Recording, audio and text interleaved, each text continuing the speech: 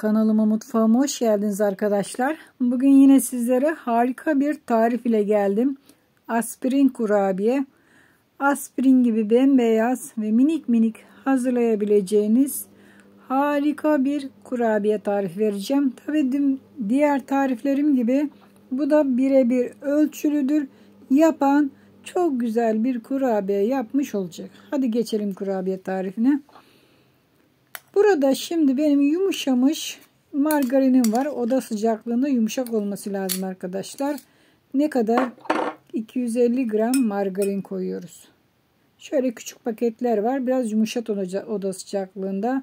Üzerine de bir çay bardağı sıvı yağ döküyoruz. Yumurta kullanmayacağız bu kurabiyede. Ölçüler birebirdir. Dikkatli bakın arkadaşlar. Bir çimdik de tuz. Çok fazla değil. Şöyle bir çimdik kadar. Bir su bardağı pudra şekeri. Çok değen olursa da azaltabilir. Şeker ölçüsü isteğe bağlıdır. Ben biraz tatlı sevdiğim için şekeri biraz böyle bolcana koyuyorum. Şöyle kaşık ile bakın.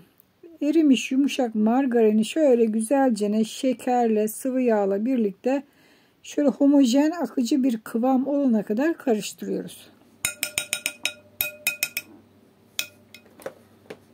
Şöyle bunu güzelce kaşığı çıkaralım. Biraz da çırpıcı ile çırpalım ki güzel homojen olsun. Evet. Şöyle çırpıcı ile çırparsak çok daha güzel olacak. Bakın iyice hiçbir pürüz kalmayana kadar çırpacağız. Bakın bembeyaz akıcı şöyle bir krema şeklinde bir hamur olacak. Daha henüz unu koymadık tabii ki, hamur olmadı. Şöyle bir kıvam olacak. Evet, iyice çırptık. Şimdi üzerine bir su bardağı un döküyoruz. Çok dikkatli takip edin. 2 tane vanilya kullanacağız. 2 paket vanilya. Şöyle vanilyaları da açalım. Unun üzerine vanilyaları da döküyorum. Ölçüler birebirdir. Dikkatli yaptığınızda ağızda bulgur bulgur dağılan harika bir kurabiye yapmış olacaksınız arkadaşlar. Tadı da yerindedir. Ama çok diyen arkadaş azaltabilir. Daha fazla şeker koymayın. Evet. Şimdi bir tane kabartma tozunu açtım. Bir paketi. Şöyle kaşığın içine kabartma tozunu döküyorum. Bu kabartma tozunun yarısını kullanacağız. Bakın hepsini değil. Yani ben kaşıkla da direkt koyabilirdim de size göstermek amacıyla hepsini kaşığa döktüm ve yarısını kullanıyoruz. Üzerine de bakın 2 su bardağı nişasta. Şöyle. Ya buğday nişastası, mısır nişastası fark etmez. Benim koyduğum buğday nişastası. Şimdi koyduğum malzemeleri şöyle kaşık ile başlıyorum karıştırmaya. 1 su bardağı un koymuştuk. 2 su bardağı nişasta koyduk. Tabi 1 su bardağı un yetmeyecek. Yine koyacağız. İlk aşamada 1 su bardağını koyuyoruz. Biraz kaşık ile karıştırdıktan sonra elimizle yoğurmaya geçiyoruz.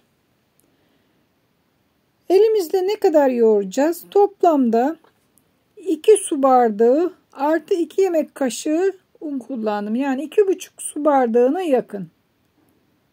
Ölçü bu şekildedir.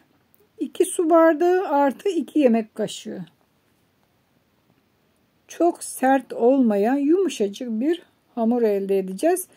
Hamurun kıvamı elimize yapışmaması. Yumuşak olunca da yine yapışmayacaktır arkadaşlar. Belli bir kıvama geldiğinde un ölçüsü zaten ele yapışmaz. Bakın toparlıyoruz. Zaten yağlı bir hamur durdukça elimizin sıcağında zaten kendini salacaktır. Şimdi kıvam iyi. Bakın elimize de yapışma yok. Şöyle yumuşacık bir hamur elde etmiş olacağız kurabiye hamurunu. Hamurumuz hazır. Hadi şimdi aspirin kurabiyeyi hazırlamaya geçelim. Evet, fırın tepsimi yağladım. İsteyen yağlı kağıt serebilir. Şimdi minicik minicik hamurlardan koparacağız. Ne kadar? Misket kadar, fındık kadar. Hani ceviz yapmayın, fındık kadar. Mümkün olduğunca küçük koparmaya bakın hamurları. Bakın bu şekilde minik minik elimizde toparlıyoruz. Zaten elimiz yağlı. Fırın tepsisini yağladım. Elim biraz yağlandı. Hamur da zaten yağlı, yapışmıyor. Şöyle minik minik bakın. Biraz canınız sıkılabilir bu aşamada. Ama çok güzel olan bir kurabiye. Herkesin de denemesini tavsiye ederim. Ama ölçüleri lütfen birebir uyun arkadaşlar. Sadece şeker ölçüsüne uymayabilirsiniz. Az ya da çok size kalmış.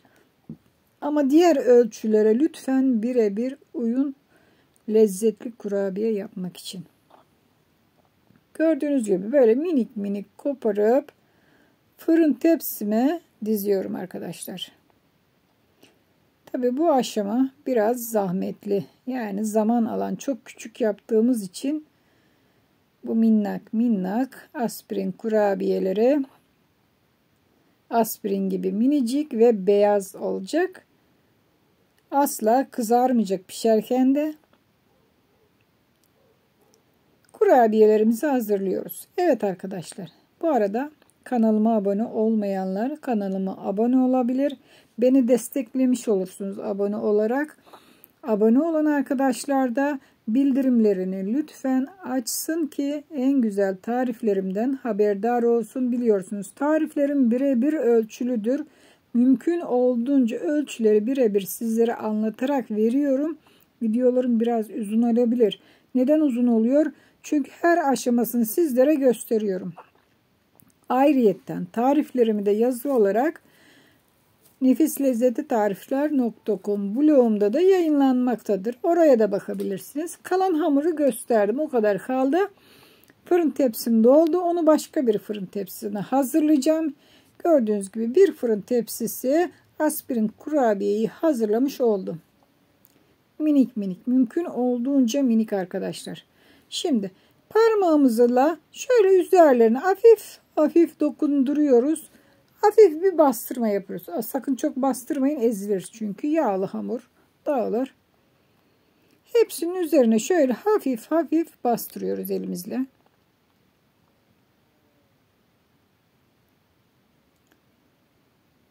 Zaten kabartma tozunu da hepsini koymadık. Yarısını kullandık. Çok fazla kabaran böyle büyük kurabiye olmayacak.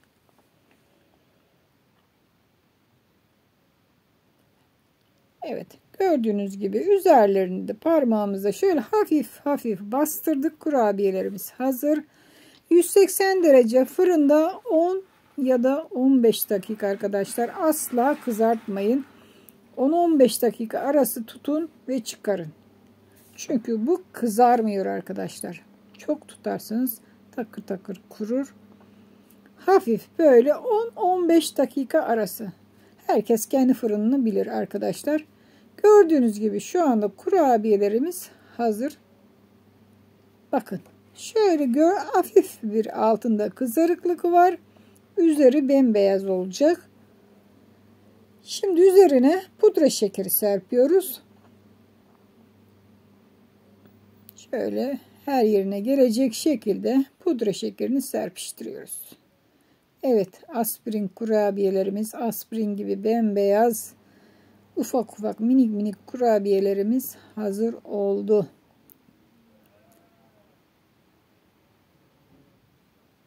Umarım beğenmişsinizdir. Siz de bu kurabiyeyi yapar hazırlarsınız. Çoluk çocuğunuza yapın, hazırlayın. İnanın çok sevinecekler. Bakın şimdi şöyle alacağım ve bir tanesi elimde parçalayacağım. Şöyle bakın bakın nasıl dağıldığını bulgur bulgur gördünüz mü? Bu şekilde olacak arkadaşlar kurabiyelerimiz. Servis tabağına da şöyle çıkaralım. Minnak minnak birer lokma yok bile bunlar arkadaşlar. Yani yakın çekim olduğu için bile iri görüktüğüne bakmayın. Aslında çok küçük. Evet, servis tabağına da kurabiyelerimizi aldık. Misler gibi kurabiyelerimiz hazır. Umarım siz de yaparsınız. Çayın yanında bu kurabiyeleri ağız tadıyla tüketirsiniz. Hoşça kalın. Afiyetle kalın. Kendinize iyi bakın. Daha birçok güzel tariflerde görüşmek üzere.